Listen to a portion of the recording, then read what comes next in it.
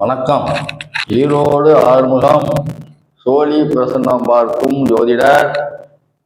உங்களிடத்தில் சில கருத்துக்களை கூற விரும்புகிறேன், கேளுங்கள்.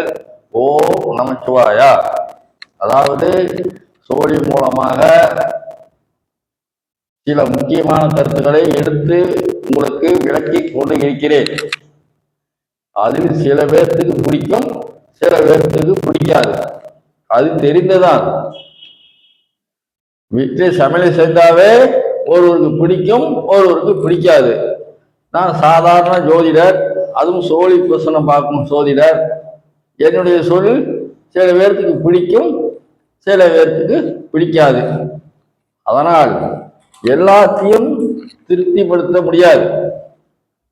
உலகத்தில் இருக்கிற 890 மக்களையும் திருப்திப்படுத்த முடியாது. அதே போல் வீட்டில் இருப்பவர்களையும் திருப்திப்படுத்த முடியாது. அதை தெரிந்து கொள்ளுங்கள்.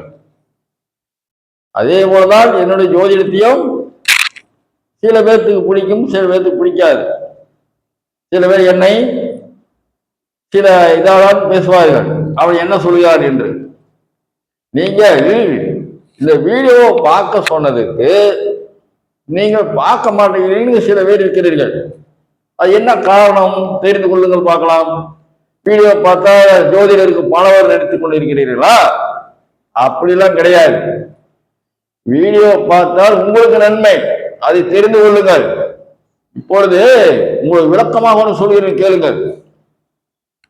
நாம் சிவகாசியில் பிரிந்தெடுக்கும் பேப்பரை வைத்துதான் பிரிந்தெடுத்துதான் பகவானை எல்லா சாமி வைத்து கும்பிட்டு கொண்டு இருக்கிறோம். உலகத்தில் எல்லாருமே பெரிய பெரிய கடை, வணிக நிறுவனம், வீடு எல்லாமே இவருதான் முருகன், இவருதான் பழனி, இவருதான் திருப்பதி வெங்கடாஜபதி தெரியும். இதை வைத்துத்தான் ஆராய்ந்து நம்ம சினிமா படத்தை பைண்டிங் செய்கிறோம், பிரேம் மாட்டி வீட்டில் மாட்டி முடியும், சாமி முடிகிறோம்.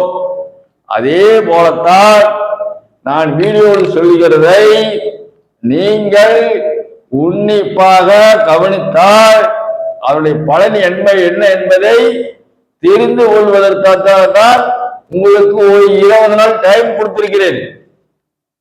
20 நாளைக்கு நீங்க பார்த்தால் அவருடைய பலன் என்னவென்று தெரியும்.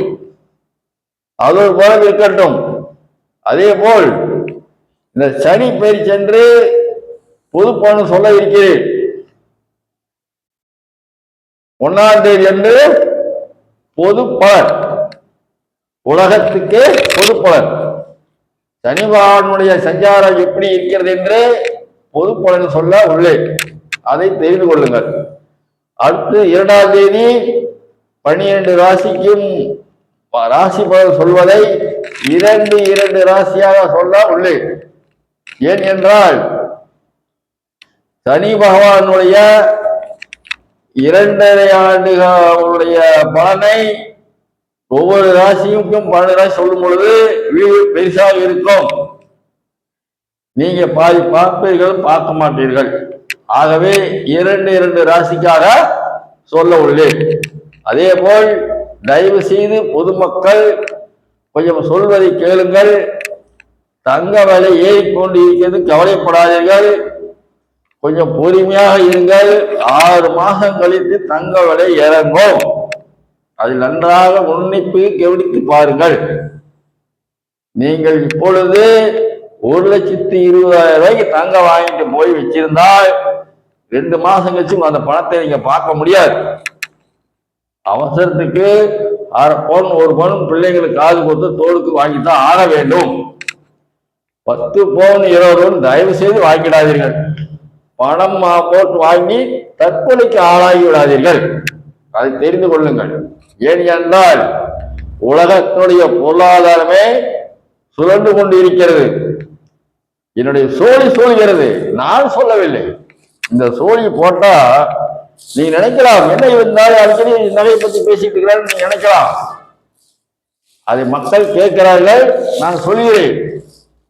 அதாவது என்னவென்றால் தங்கம் படுபாடாத்துக்கு போகும்.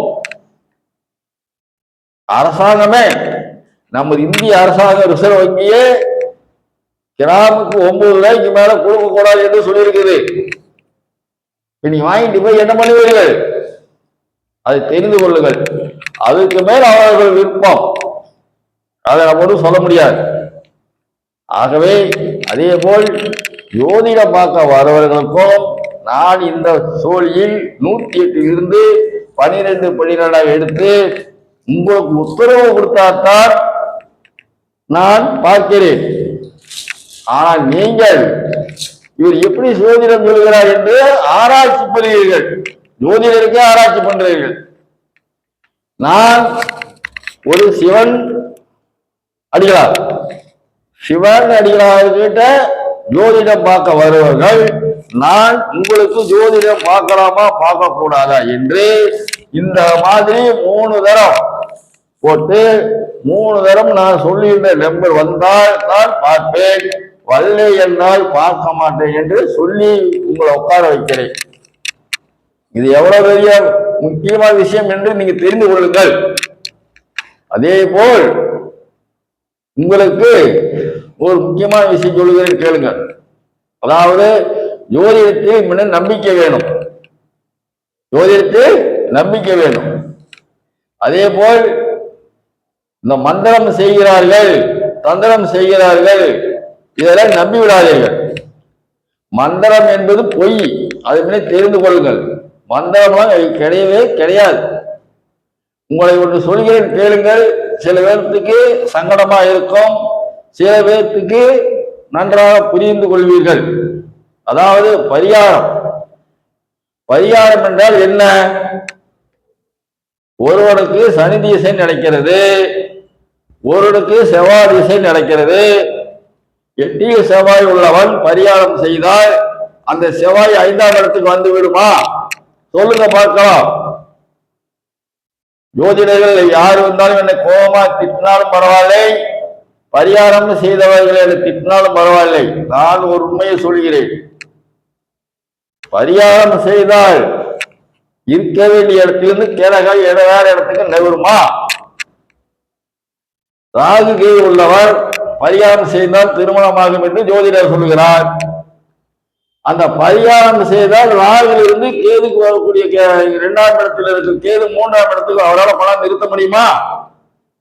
பரிகாரம் என்பது ஒரு மன திருப்திக்காகத்தான். அதை முன்னே தெரிந்து கொள்ளுங்கள். கோயில் குளத்துக்கு செல்வது போல்தான். அது எப்படி அவன் மனசுக்கு திருப்தியாக தேங்காய் பழம் வாங்கி அபிஷேகம் செய்கிறோமோ, வெறுங்கை எடுத்து கொண்டு வரமோ, உண்டியில் காணிக்கை செலுத்தி கொண்டு வரமோ, அதுபோல் பரிகாரம் என்பது ஒரு மனசு திருப்தியாகத்தான். இதுவரைக்கும் பரிகாரம் செய்து வந்தவர்கள் என்னென்ன காரியம் அடைந்திருக்கிறது சொல்லுங்க பார்க்கலாம். சொல்வார்கள். கும்பகோணம் சென்று வந்தேன், பையனுக்கு திருமணம் என்ன அன்னைக்கா? அந்த மாசத்துலயா? அது ஒரு வருஷம் மிஷன் நடந்திருக்கும். ஒருவர் ஒரு பரிகாரம் செய்து வந்து குறைந்தபட்சம் ஒரு 3 மாதம், அதிகபட்சம் 6 மாதத்தில் திருமணமோ ஒரு வேலை வாய்ப்போ ஒரு நல்லது கட்டதோ நடந்திருக்குது என்று சொன்னால் நான் இந்த 20 வருட ஜோதிடத்தை விட்டு விடுகிறேன். இதெல்லாம் பொய். மனசு திருப்தியாக செய்யக்கூடிய வேலை. ஆனால் நீங்கள் உங்கள் மனசுக்கு திருப்தியாக வீட்டில் நீங்கள் ஒரு ஏதாவது ஒரு பூஜை செய்தால் அது கண்டிப்பாக வெற்றி அடைந்து விடும். அதை தெரிந்து கொள்ளுங்கள். பூஜை செய்வது சாதாரண விஷயம் அல்ல. ஒரு ஆத்மாவுக்கு பூஜை செய்வது சாதாரண விஷயம் அல்ல. பதி பக்தியோடு செய்ய வேண்டும். பூஜை என்பது பதி பக்தியோடு செய்ய வேண்டும். இந்த கையில் பீடி, இந்த கையில் மணி இல்லை. இதெல்லாம் சாதாரண விஷயம் அல்ல. என்னுடைய அலுவலகம் கோவில் ரூபமாய் வைத்திருக்கிறேன். பல மூலிகள் போட்டு சுத்தம் செய்து கொண்டிருக்கிறேன். என்னை பார்க்க வரவர்கள் வெத்தலை பாக்கு போட்டு வரக்கூடாது, மது அருந்தி விட்டு வரக்கூடாது, பீடி சிகரெட் குடித்து வரக்கூடாது என்று சொல்லிதான் அனுப்புகிறேன். அதை மாதிரி தெரிந்து கொள்ளுங்கள். யார் வேணாலும் எப்படியாவது வர வேண்டாம் என்று இந்த ரூமுக்கு கிடையாது. இந்த ரூமுக்குன்னு ஒரு முக்கியமான காரியம் உள்ளது. எங்க சுத்திட்டு வந்தாலும் இங்க வர முடியாது. இது பணம் சம்பாதிக்கிற இடம் இல்லை. மக்களுக்கு உதவி செய்வதற்கும் மக்களுக்கு தெரியாத விஷயத்தை சொல்வதற்காகத்தான் இந்த ஜோதிடத்தை கத்திருக்கிறேன், தெரிந்து கொள்ளுங்கள். அதே போல் சுபகாரியங்கள் நடப்பதற்கு நீங்கள் குலதெய்வத்துக்கு பௌர்ணமிக்கு சென்று வர வேண்டும். பித்ரு தோஷம் நீங்குவதாக இருந்தால் அமாவாசை குலதெய்வத்துக்கு சென்று வர வேண்டும்.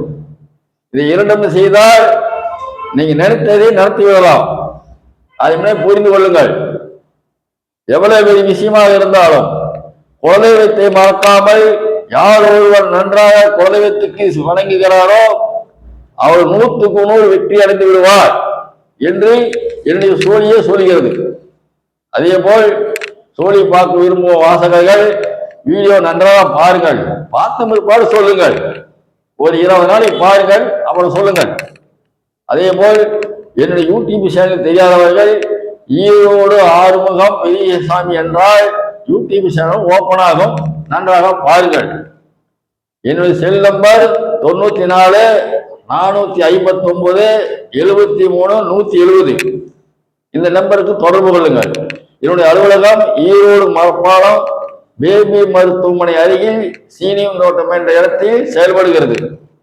வருகின்ற 1ஆம் தேதி சனி பயிற்சி நன்றாக எழுதி வைத்திருக்கிறேன். பொது பணம் சொல்ல விரும்புகிறேன், கேளுங்கள். வணக்கம். ஓ நம சிவாயா.